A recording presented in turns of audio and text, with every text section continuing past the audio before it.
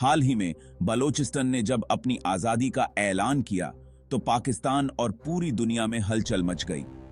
इस ऐलान ने न केवल पाकिस्तान के भीतर बल्कि अंतर्राष्ट्रीय स्तर पर भी एक नई बहस को जन्म दिया है। ये कदम काफी हद तक सिर्फ एक इशारा था, लेकिन इसके पीछे की भावना और उद्देश्य बहुत गहरे हैं। इसने बालोच नेशनलिस्ट और पाकिस्तानी हुकूमत के बीच लंबे समय से चले आ रहे टकराव को दुनिया के सामने ला दिया। यह संघर्ष केवल राजनीतिक नहीं है, बल्कि इसमें सांस्कृतिक और सामाजिक मुद्दे भी शामिल हैं। इस्लामाबाद ने इस ऐलान की तुरंत निंदा की और ये बालोचिस्तान की आजादी की मांग करने वाले आंदोलन को हवा देने वाली उन पुरानी शिकायतों और खुद मुख्तारी की ख्वाहिशों को दिखाता है जो दशकों से चली आ रही हैं। यह निंदा केवल एक राजनीतिक प्रतिक्रिया नहीं है, बल्कि इसके पीछे एक गहरी चिंता भी है। इंटरनेशनल कम्युनिटी ने इस ऐलान को स्वीकार तो किया है, लेकिन वो अभी भी बहुत सोच समझकर कदम उठा रही है। वे इस मुद्दे को हल्के में नहीं ले सकते, क्योंकि इसके दूरगामी परिणाम हो सकते हैं। लेकिन वो अभी भी बहुत सोच समझकर कदम उठा रही है। वे किसी भी तरह की जल्दबाजी से बचना चाहते हैं ताकि क्षेत्र में और अस्थिरता न फैले।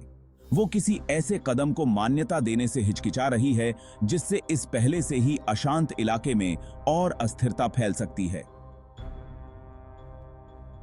यह क्षेत्र पहले से ही कई समस्याओं से जूझ रहा है और किसी भी नई समस्या से स्थिति और बिगड़ सकती है। आजादी का ये ऐलान महज एक दिखावा नहीं है, ये दशकों से चले आ रहे संघर्ष और विरोध का नतीजा है। यह संघर्ष केवल राजनीतिक नहीं है, बल्कि इसमें सामाजिक और आर्थिक मुद्दे भी शामिल हैं। बलोच नेशनलिस्ट्स का कहना है कि उनकी पुरानी शिकायतें और पाकिस्तानी हुकूमत द्वारा उनके साथ किया जाने वाला भेदभाव और शोषण उनकी अलग देश की मांग को सही ठहराते हैं। वे मानते हैं कि उनके साथ न्याय नहीं हुआ है और उनकी आवाज को दबाया गया है। हालांकि पाकिस्तानी हुकूमत इस ऐलान को देशद्रोह मानती है और इसे देश की अखंडता के खिलाफ एक गंभीर खतरा मानती है, जिसके पीछे उनका मानना है कि वो बाहरी ताकतें हैं जो देश की क्षेत्रीय अखंडता को कमजोर करना चाहती हैं। वे जेकीटी अब्बादेसे की वे इसे एक साजिश के रूप में देखते हैं जिसमें बाहरी शक्तियों का हाथ है। इंटरनेशनल कम्युनिटी इस मामले में फंस गई है और वो किसी भी पक्ष को लेने से बच रही है। वे नहीं चाहते कि उनकी कोई भी कार्रवाई इस क्षेत्र में और अस्थिरता लाए। हालांकि उन्हें बलोच लोगों की मुश्किलों की सहानुभूति है, लेकिन ज्यादातर देश बलोचिस्तान की आजादी को मान्यता देने से हिचकिचा रहे हैं। वे नहीं चाहते कि उनकी कोई भी कार्रवाई इस क्षेत्र में और अस्थिरता लाए। उन्हें इस कदम के संभावित नतीजों का डर है। वे जानते हैं कि इस तरह के कदम से क्षेत्र में और भी समस्याएं पैदा हो सकती हैं। इसके बावजूद इस ऐलान ने बलोचिस्तान पर पाकिस्तान के दावे की वैधता और बलोच लोगों के खुद मुख्तारी के अधिकार पर बहस छेड़ दी है। यह बहस केवल राजनीतिक नहीं है, बल्कि इसमें नैतिक और कानूनी मुद्दे भी शामिल हैं। बलोचिस्तान का भविष्य अब भी अनिश्चित है। यह देखना बाकी है कि इस ऐलान का क्या परिणाम होगा और यह क्षेत्र किस दिशा में जाएगा। हालांकि आजादी का ऐलान एक महत्वपूर्ण घटना है, लेकिन इससे तुरंत बदलाव आने की संभावना नहीं है। यह एक लंबी और कठिन प्रक्रिया होगी। उम्मीद है कि पाकिस्तानी हुकूमत अपनी क्षेत्रीय अखंडता बनाए रखने के लिए जोर जबरदस्ती का इस्तेमाल करेगी, जिससे टकराव और बढ़ेगा। यह संघर्ष और भी गंभीर हो सकता है। इंटरनेशनल कम्युनिटी क्षेत्रीय अखंडता के प्रति अपनी प्रतिबद्धता और मानवाधिकारों की रक्षा की अपनी जिम्मेदारी के बीच फंसी हुई है। वे नहीं चाहते कि उनकी कोई भी कार्रवाई इस क्षेत्र में और अस्थिरता लाए। सिर्फ एक ही बात तय है कि बलोचिस्तान के लिए आगे का रास्ता बहुत लंबा और कठिन होने वाला है। यह संघर्ष केवल शुरुआत है और आगे की राह में कई चुनौतियां होंगी। बालोचिस्तान का इतिहास पाकिस्तान के साथ उसके जटिल रिश्ते से जुड़ा हुआ है। यह प्रांत, जो अपनी सांस्कृतिक धरोहर और प्राकृतिक सौंदर्य के लिए जाना जाता है, हमेशा से एक महत्वपूर्ण क्षेत्र रहा है। ये प्रांत, जहां आबादी कम है लेकिन प्राकृतिक संसाधन बहुत ज्यादा हैं, ने 1948 में पाकिस्तान में शामिल होने का फैसला किया था। लेकिन इस निर्णय के पीछे की कहानी बहुत जटिल और विवादित है। हालांकि ये परिस्थितियां विवादित थीं। इस समय के दौरान कई राजनीतिक और सामाजिक घटनाएं घटीं जिन्होंने इस निर्णय को प्रभावित किया। बालोच रियासत के शासक खान ऑफ कालत ने शुरुआत में पाकिस्तान में शामिल होने का विरोध किया था। उनका मानना था कि बलोचिस्तान को अपनी स्वतंत्रता बनाए रखनी चाहिए और अपने भविष्य का निर्णय खुद करना चाहिए। उनका कहना था कि बलोचिस्तान को आजाद रहना चाहिए। उन्होंने इस बात पर जोर दिया कि बलोचिस्तान की जनता को अपने भविष्य का निर्णय खुद करने का अधिकार होना चाहिए। हालांकि नई नई बनी पाकिस्तानी हुकूमत के बढ़ते दबाव और सैन्य कार्रवाई की आशंका के चलते खान को मजबूरन इंस्ट्रूमेंट ऑफ एक्सेशन पर हस्ताक्षर करने पड़े। यह हस्ताक्षर एक महत्वपूर्ण मोड़ था जिसने बलोचिस्तान के भविष्य को हमेशा के लिए बदल दिया। हालांकि इस विलय का बलोचिस्तान के अंदर ही विरोध हुआ। कई लोग इस निर्णय से असहमत थे और उन्होंने इसका विरोध किया। कई बलोच नेशनलिस्ट्स ने खान के इस फैसले को एक आजाद बलोच देश के उनके सपने के साथ धोखा माना।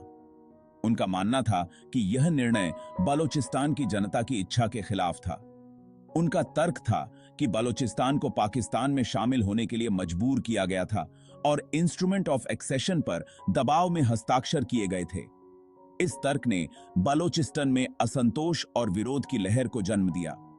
पाकिस्तानी हुकूमत के प्रति इस नाराजगी और राजनीतिक और आर्थिक रूप से हाशिए पर धकेले जाने की भावना ने बालोच नेशनलिस्ट और पाकिस्तानी हुकूमत के बीच लंबे समय से चले आ रहे टकराव की नींव रखी।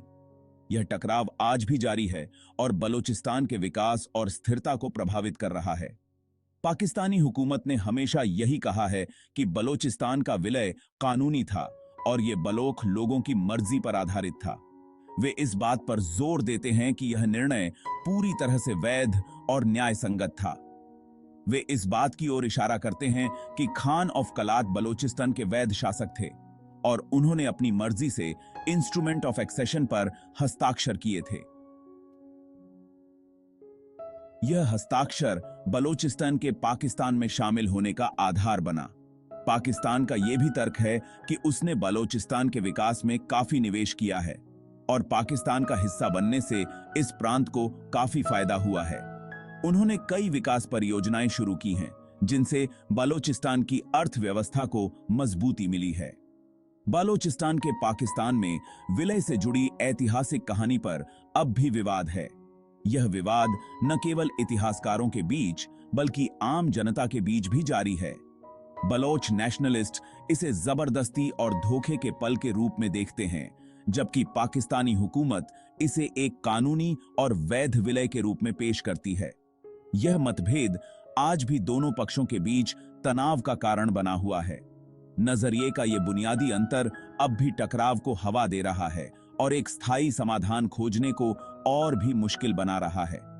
इस टकराव का समाधान खोजना एक चुनौतीपूर्ण कार्य है जो दोनों पक्षों के बीच संवाद और समझ की आवश्यकता को दर्शाता है। बलोचिस्तान अपने बंजर जमीन और कम आबादी के बावजूद एक ऐसा इलाका है जो विशाल प्राकृतिक संसाधनों से भरपूर है। यह क्षेत्र अपने अद्वितीय भूगोल और सांस्कृतिक धरोहर के लिए भी जाना जाता है, जो इसे और भी खास बनाता है। इस प्रांत में प्राकृतिक गैस, कोयला, तांबा और सोने का काफी ज्यादा भंडार है, जो इसे आर्थिक दृष्टि से अत्यंत महत्वपूर्ण बनाता है। इन संसाधनों का सही उपयोग करके यह प्रांत न केवल अपने लिए बल्कि पूरे देश के लिए समृद्धि ला सकता है, जो इसे उस देश के लिए एक मूल्यवान इनाम बनाता है जो इस पर नियंत्रण रखता है। लेकिन इन संसाधनों का सही तरीके से प्रबंधन और निष्पादन करना एक बड़ी चुनौती है। 1952 में खोजा गया सुई गैस क्षेत्र दुनिया के सबसे बड़े प्राकृतिक गैस क्षेत्रों में से एक है और इसने पाकिस्तान की ऊर्जा जरूरतों को पूरा करने में अहम भूमिका निभाई है। यह क्षेत्र न केवल ऊर्जा का स्रोत है बल्कि रोजगार के अवसर भी प्रदान करता है। हालांकि संसाधनों के इतने ज्यादा होने के बावजूद बालोचिस्तान पाकिस्तान का सबसे गरीब प्रांत बना हुआ है। यहां के लोग बुनियादी सुविधाओं से वंचित हैं और गरीबी में जीवन यापन कर रहे हैं।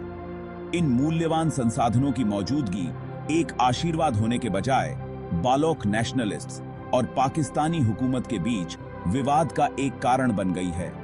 यह विवाद न केवल आर्थिक बल्कि सामाजिक और राजनीतिक स्तर पर भी गहरा है।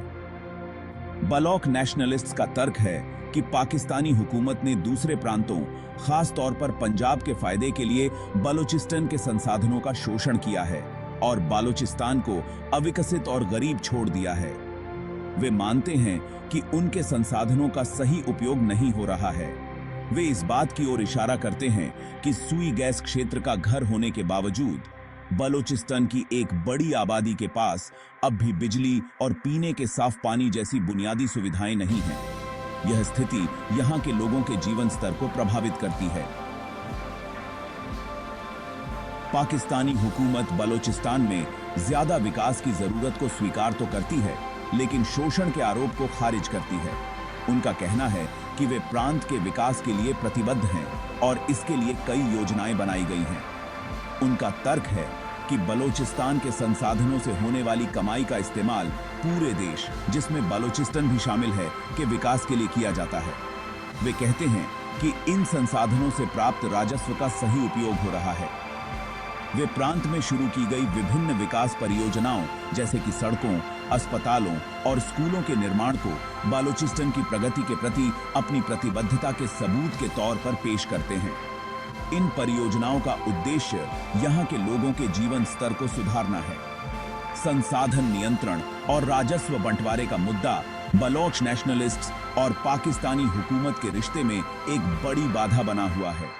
यह मुद्दा दोनों पक्षों के बीच तनाव का मुख्य कारण है। बालोच नेशनलिस्ट्स अपने संसाधनों पर ज्यादा नियंत्रण और उनसे होने वाली कमाई में ज्यादा हिस्सेदारी की मांग करते हैं। वे चाहते हैं कि उनके संसाधनों का लाभ सबसे पहले उनके अपने लोगों को मिले। जब तक इस मुद्दे को न्याय संगत और समान तरीके से हल नहीं किया जाता, तब तक बलूचिस्तान में संघर्ष जारी रहने की संभावना है। यह संघर्ष यहां के लोगों के जीवन को प्रभावित करता रहेगा और प्रांत की प्रगति में बाधा बनेगा।